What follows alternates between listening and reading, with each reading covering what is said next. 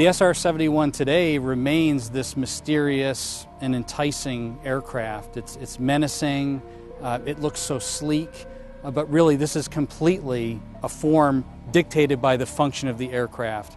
We had a need to know what was going on in other countries, and the way that we were going to do that was having a photographic aircraft that could fly very high and very fast, and much faster than the U-2 which preceded it.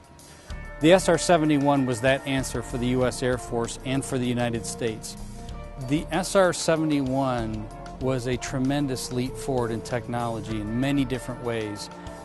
Fighters at the time could go about Mach 2, this could go Mach 3.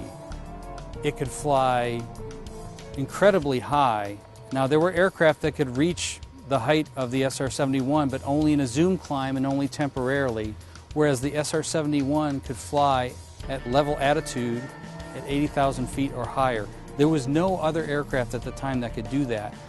It was a magnificent platform. It was untouchable, and yet it had not only photographic cameras, it also had systems that performed electronic intelligence as well, and it had a side-looking airborne radar, which was another sensor which was very effective.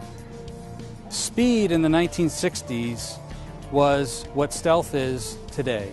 Speed was survivability.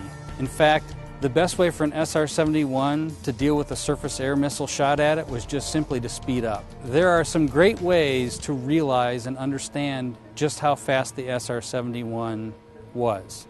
An SR-71 flew from Los Angeles to DC in just a little over an hour. Now imagine, in that amount of time, one would drive to the airport and maybe get your bags checked in, and this airplane flew from coast to coast in a little over an hour. Originally, when the SR-71 was developed, there was the possibility that it could be used over China or even over the Soviet Union.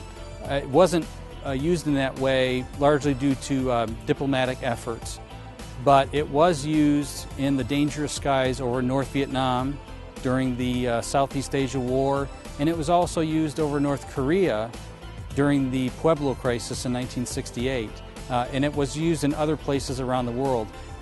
The Air Force operated the SR-71, an aircraft that had a capability that no other country in the world had, and the SR-71 could go get photographs and intelligence information that was desperately needed, but that no other aircraft and no other Air Force could get.